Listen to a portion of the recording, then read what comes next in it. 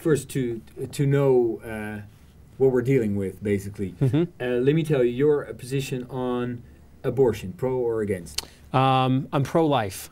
Okay. Gay marriage? There's only one kind of marriage. That's? Man and woman. Right. Yeah, there's not any other kind of marriage. Gays in the military? There's only two types of people, men and women. So I think if men and women are capable of serving, then they should be welcome to serve. But I'm not aware of a third variation of the species. That would be gay then? Yeah, there's just men and women. Right. Higher taxes? Almost always a bad idea. Right. The current president? Unconstitutional, incompetent, maybe pagan. Pagan? Maybe a pagan belief system. Okay. And everything in the Bible is true? It is literally true, but should not always be taken literally. I mean, when Jesus says you are the salt of the earth, he doesn't mean you're an upright vat of iodine. That's an expression, okay? All right. All right. Okay, now on your website you have a personal motto. Right. How is that? What is that? Fear God, tell the truth, make money. Does that go for the average Iowan as well? I hope so. Well, it ought to go for the average American. I mean, those are the three things that sort of made this country the most admired and feared nation on earth, is when we had those three things in their proper order.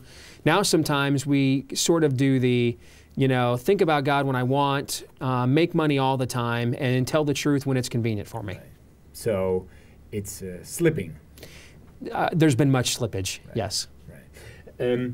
Okay, what's wrong with the current president? I think that the current president is picking up on what his predecessor did in his last few years, and is expanding upon it in a way that is very dangerous for the future of the country. We simply cannot afford to print money as if we're just running a copy machine. We have a fiat currency. I think we have a dangerous foreign policy that attempts to appease people that are really out to replace our civilization with their own. And I think that he has a worldview that just simply doesn't line up with human nature. I think he thinks that human nature is basically good, and it's not. And so since human nature is basically good, if we all just pool our resources together, then maybe we can perfect human nature. And the reality is that human history, I don't even need the Bible to tell me this. I mean, human history is pretty obvious that human nature is not basically good. Right. And I think he has a lot of the wrong assumptions, and then draws his policy conclusions from false premises. Okay. And how should the ideal president, if there is one, how should the ideal president deal with Iran, extremist Muslims, that kind of thing? I think the ideal president ought to deal with every of those situations right out of the founding documents to this country. Let's look at the Declaration of Independence. That's really the founding document. That's the foundation of the United States of America.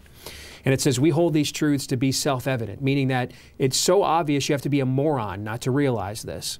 We hold these truths to be self-evident, that all men are created equal, endowed by their Creator, which means there's a God, with certain unalienable, which means those rights are God-given, with certain unalienable rights. Right. And among them are life, liberty, and the pursuit of happiness. And then the next line is really key too, and that governments are instituted among men to secure these rights. Right.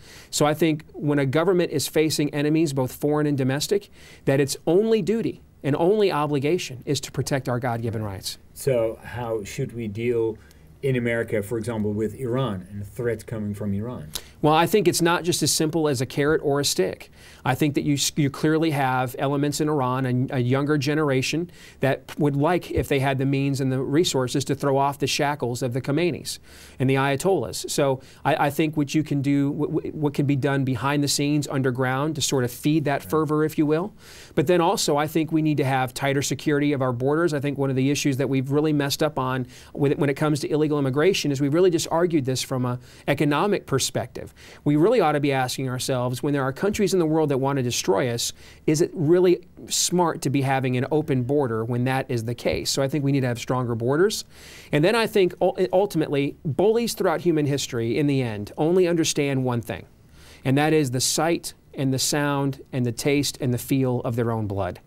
I don't know of any bully that's ever been appeased all throughout human history. I mean, anybody that's watching this right now, if you ask the bully really nice not to take your lunch money, did he say, okay, I've had a change of heart? Or did you have to maybe punch him in the nose a couple of times? I mean, that's typically how it works. And I think when we go in right away and we tell a bully, well, you know, we don't have the stomach to confront you, we end up creating bigger bullies later on, and history is replete with examples of that. America's getting weaker. There's no question America is getting weaker. But the reason America is getting weaker is because she's lost her moral foundation. Right. I mean, let's look at our economic issues. I mean, people act as if, and you know, Ron Paul acts as if we replace Keynesian economics with Austrian economic theory, America will be great. That's not true. I mean, the people that are running our economy in the ground are really smart. They all have MBAs. They've all got multiple degrees. They didn't just, you know, they weren't just born in the back of a turnip truck. Right. They're making these decisions because, and I would agree, excuse me, I would agree that Austrian economic theory is superior to Keynesian economics. But the reason Austrian economic theory is superior is because it understands human nature. Mm-hmm. What we're seeing is all these really smart economists and budget people that run our economy are running it into the ground because the American people don't want to pay their own way. They want somebody else to pick up the tab for their poor choices. And that is really the premise behind the welfare state in the first place. Well, that's not an economic decision. That's a moral decision. When someone thinks that if I make a bad decision, someone else has to pay for it, that is a moral condition, and there isn't an economic theory that can combat that. Now, back to the caucus tomorrow. Like 3 or 4 candidates seem in a pretty much a dead heat.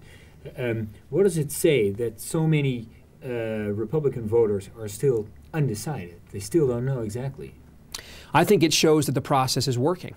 I think the idea of coalescing behind one candidate early on, and then you sort of give them an excuse not to continue to try to fight for your vote. Mm-hmm. I mean, listen, I mean, moms have been telling their daughters throughout the centuries, he ain't going to buy the cow if he gets the milk for free. All right, competition is a good thing. I think that we have a much better candidate of president or field of presidential candidates than we had 6 to 8 months ago. And I think it's because the voters have been so open that they have forced these candidates to get better and to improve. And I think that's a good thing. Right. I think it's the way the process should work. Right. And the way the average, if you can call it like that, the way the average Iowan thinks, to what extent is moral values and trustworthiness, to what extent is that most important? I think it's the biggest thing. And I think that's true of Republicans and Democrats in Iowa. I think the #1 thing Iowa voters and caucuses look for is sincerity. I think it's why Barack Obama beat Hillary Clinton 4 years ago. I mean, I think the Democratic Party made the decision they wanted to go with someone who was more sincere as a human being than the more pragmatic and cynical Clintons. It's why Mike Huckabee beat Mitt Romney 4 years ago. Iowans took a look at Mitt Romney, who came across as an opportunist who felt passionately about both sides of every issue, and they saw Mike Huckabee as a guy that had stronger moral convictions. And I think it's why either Rick Santorum or Ron Paul will win the caucuses on Tuesday. It's because I think people see them as candidates that are very sincere regardless of whether or not you agree with their belief system.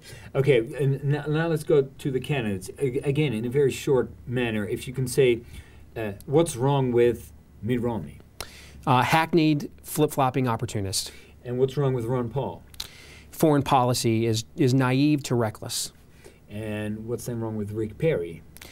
He's just in over his head. He doesn't have the stage premise. He doesn't have the stage presence to do this job. Right. Then there's Rick Santorum. He's coming up.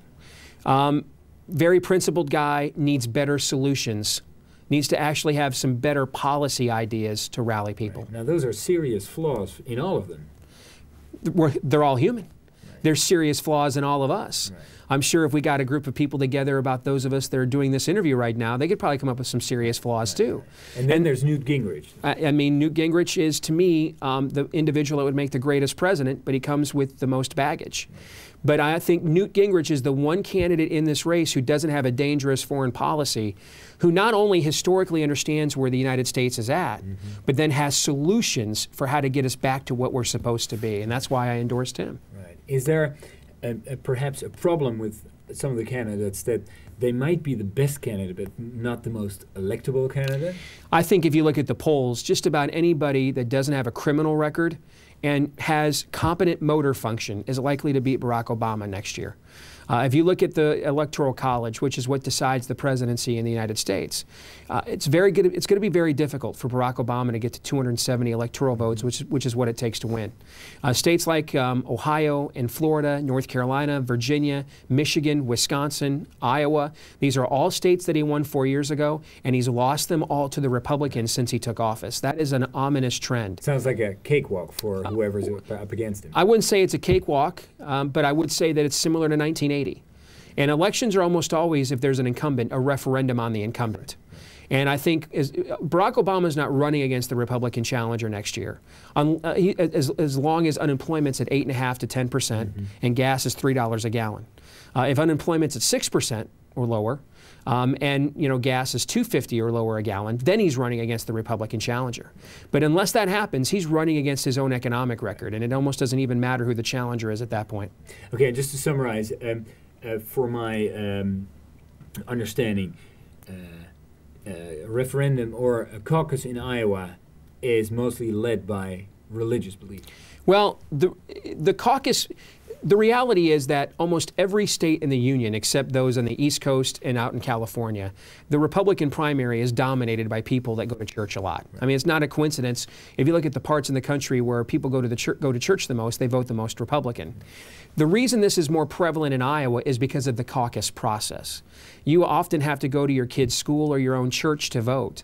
And that means you've got to stand up in front of the rest of your neighbors and tell people who you're going to vote for. Well, in that environment, you really don't want to stand up and tell everybody, I'm going to vote for the squishy rhino because he raised $30 million. Everybody at your church looks at you like you're a total sellout, okay?